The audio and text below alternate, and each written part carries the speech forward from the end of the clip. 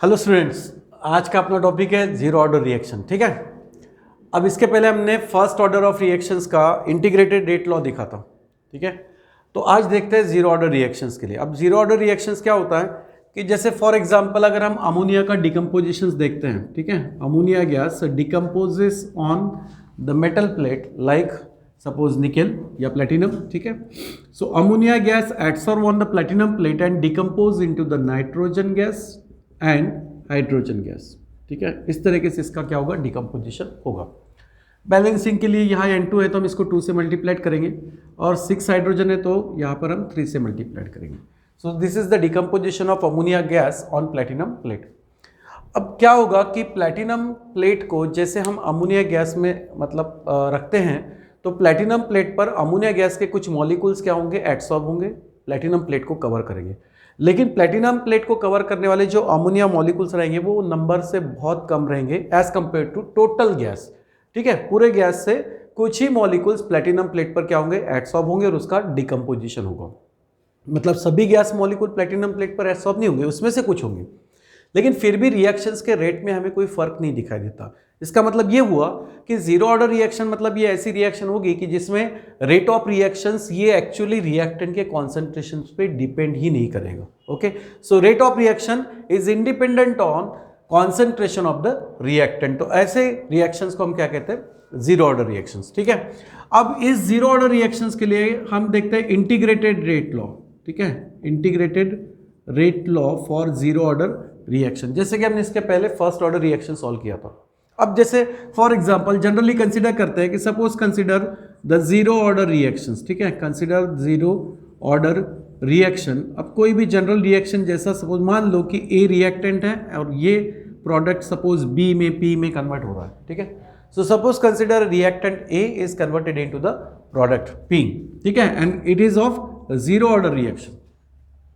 तो इसके लिए इंटीग्रेटेड रेट लॉ कैसे मिलेगा, सबसे पहले तो इसका हम डिफरेंशियल रेट लॉ देखेंगे। ठीक है, so differential rate law for this equation for this reaction is, इसका डिफरेंशियल रेट लॉ कैसे बनेगा, तो हम क्या लिखते थे कि rate of reactions is equals to the decrease in concentration of reactant with respect to time. ठीक है, डिफरेंशियल रेट लॉ इस तरह से लिखा जाता था। ठीक है, और that is equals to the rate law. Rate law में हम क्या कहते हैं कि rate of reactions is directly proportional to the concentration of reactant. ठीक है, अब प्रोपोर्शनलिटी को इक्वलिटी में कन्वर्ट करेंगे तो के रखते हैं, तो इस तरीके से इसका कंप्लीट डिफरेंशियल रेट लॉ हम लिख सकते हैं। बट जबकि ये रिएक्शंस कौन सी है, जीरो ऑर्डर रिएक्शन है। ऑर्डर ऑफ रिएक्शंस मतलब क्या होता है कि एक पावर या एक्सपोनेंट होता है जहां तक कॉन्सेंट्रेशंस रिएक्टेंट का क्या होता है, चेंज होता है। So this concentration of reactant A is having power equals to zero because it is of zero order reaction. ठीक है, तो इसका पावर यानी एक्सपोनेंट क्या मिलेगा, जीरो मिलेगा। ठीक है, फिर इसी डिफरेंशियल रेट लॉ को जब हम इंटीग्रेट करते हैं तो हमें वहां पर इंटीग्रेटेड रेट लॉ मिलेगा।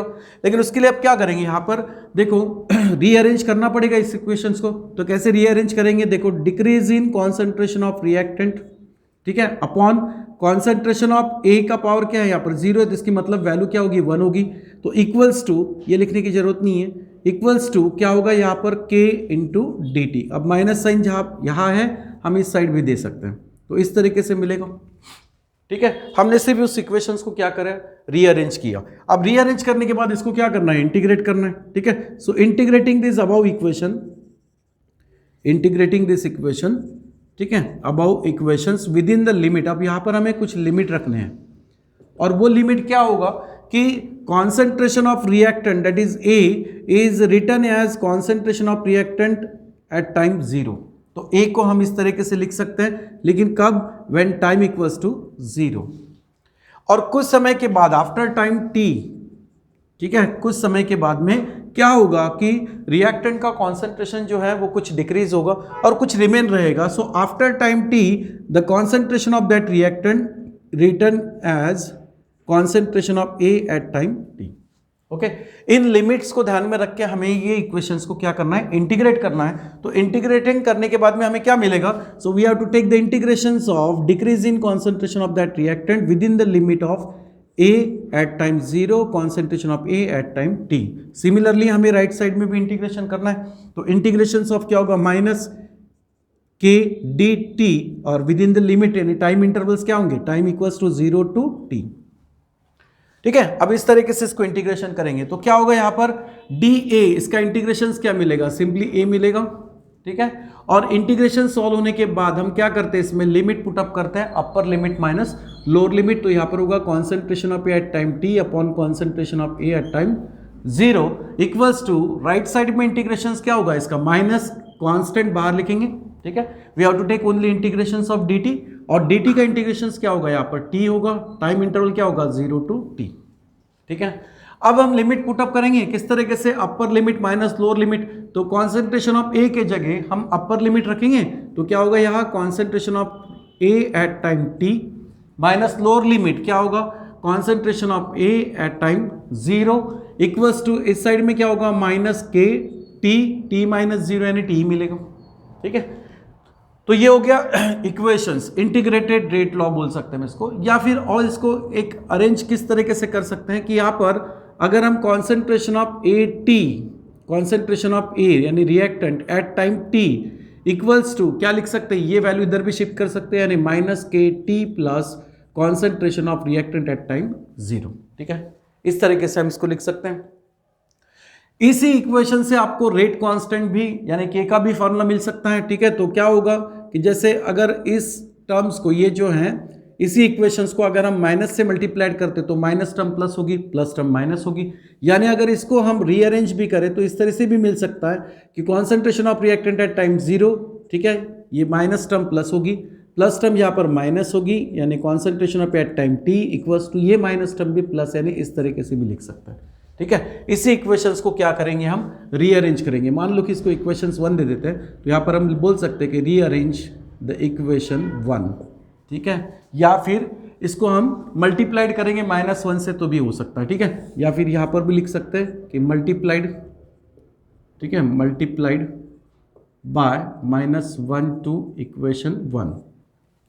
तो इस तरीके से यहाँ पर आपको इक्वेशन मिलेगी और इसी से रेट कांस्टेंट के का फार्मूला भी बन जाता है। वो क्या मिलेगा, rate constant K equals to concentration of A at time 0 minus concentration of A at time T divided by क्या होगा टी। ठीक है, इस तरीके से रेट कांस्टेंट मिल जाता है। तो ये इंटीग्रेटेड रेट लॉ, इसको भी कह सकते हो, इसको भी कह सकते हो। ठीक है, तो ये इंटीग्रेटेड रेट लॉ भी मिल जाता है। ठीक है, अब यहाँ पर नेक्स्ट हमने फर्स्ट ऑर्डर ऑफ रिएक्शंस के लिए क्या सॉल्व किया था, हाफ लाइफ पीरियड सॉल्व किया था। उसी तरीके से जीरो ऑर्डर रिएक्शंस में भी हम हाफ लाइफ पीरियड सॉल्व कर सकते हैं। ठीक है, हाफ लाइफ पीरियड। अब किसको कहेंगे हम half life period, half life period को हम शो कर सकते हैं जैसे कि टी हाफ। तो हाफ लाइफ पीरियड मतलब क्या होता है, हाफ लाइफ पीरियड मतलब ये होगा कि it is the time interval at which concentration of reactant decreases to half of its initial value. उसकी जो शुरुआत की वैल्यू होगी, इनिशियल वैल्यू होगी, उसका हाफ कॉन्सेंट्रेशन जो है वो क्या होगा, डिक्रीज होगा एक पर्टिकुलर टाइम में, और उसी को हम क्या कहेंगे, टी हाफ कहेंगे। ठीक है, समझ में आया। तो इंटीग्रेट डिफरेंशियल रेट लॉ को पहले लिखना है, उसके बाद उसको इंटीग्रेट करेंगे विद इन लिमिट, और लिमिट क्या रखने हैं, जब टाइम 0 होगा तो कॉन्सेंट्रेशन ये हम लिखेंगे A0, टाइम t होगा तो कॉन्सेंट्रेशन ए को लिखेंगे हम concentration A at time t। ठीक है, फिर लोअर लिमिट और अपर लिमिट, लोअर लिमिट और अपर लिमिट ये लिख के हमें इसका इंटीग्रेशन कराना है। ठीक है, इंटीग्रेशन सॉल्व होने के बाद में उसमें हम लिमिट कैसे रखेंगे, अपर लिमिट माइनस लोअर लिमिट जो कि यहाँ पर रखा हुआ है। ठीक है, और माइनस के इंटू यहाँ पर t माइनस 0 तो t होगा इतना ही लिखा। ठीक है, या फिर इस इक्वेशंस को आप रीअरेंज इस तरीके से कर सकते हो। तो ये होगा इंटीग्रेटेड रेट लॉ। उसके बाद हमने क्या किया, सिंपली इसको इस इक्वेशंस 1 को अगर माइनस से मल्टीप्लाइड करते चलते हैं तो क्या होगा कि माइनस टर्म जो प्लस होगी और प्लस जो है माइनस होगा, यानी इस इक्वेशंस को हम इस तरीके से रीअरेंज भी कर सकते हैं। ठीक है, तो इसी को भी आप इंटीग्रेटेड रेट लॉ कह सकते हो। और इसी इक्वेशन से हमने क्या निकाला, रेट कांस्टेंट फाइंड आउट किया। अब क्या है, अब इसी इक्वेशन से हम आगे निकलेंगे हाफ लाइफ पीरियड। तो हाफ लाइफ पीरियड मतलब क्या होगा कि एक ऐसा टाइम जहां पर रिएक्टेंट का कॉन्सेंट्रेशन जो है उसके इनिशियल कॉन्सेंट्रेशन से हाफ इतने वैल्यू से क्या होगा, कम होगा, रिड्यूस होगा।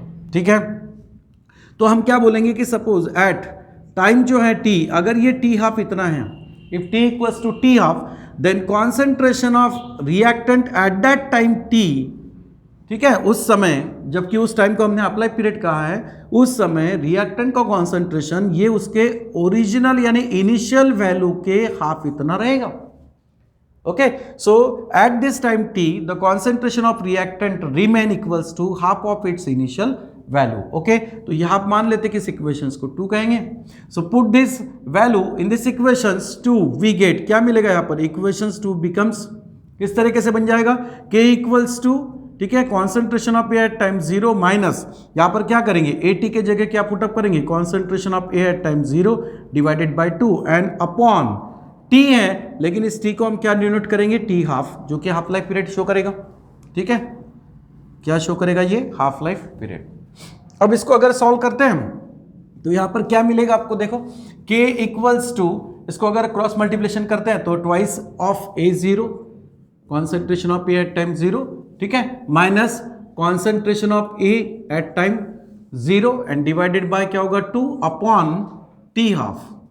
ओके, टी हाफ, यानी इस तरीके से मिलेगा आपको twice of A 0 minus A 0, यहां पर मिलेगा concentration of reactant at time 0 upon ये 2 से मल्टीप्लाइड होगा, यानी ट्वाइस टी हाफ. ये मिल गया रेट कांस्टेंट. ठीक है, और इसी रेट कांस्टेंट से अब हाफ लाइफ पीरियड का फॉर्मूला बनाना है, तो क्या करेंगे, इसको रीअरेंज करेंगे. टी हाफ इधर शिफ्ट होगा, T half equals to concentration of A at time 0 divided by क्या मिलेगा आपको, twice K. So this is the formula for half life period of zero order reaction. ठीक है, समझ में आया.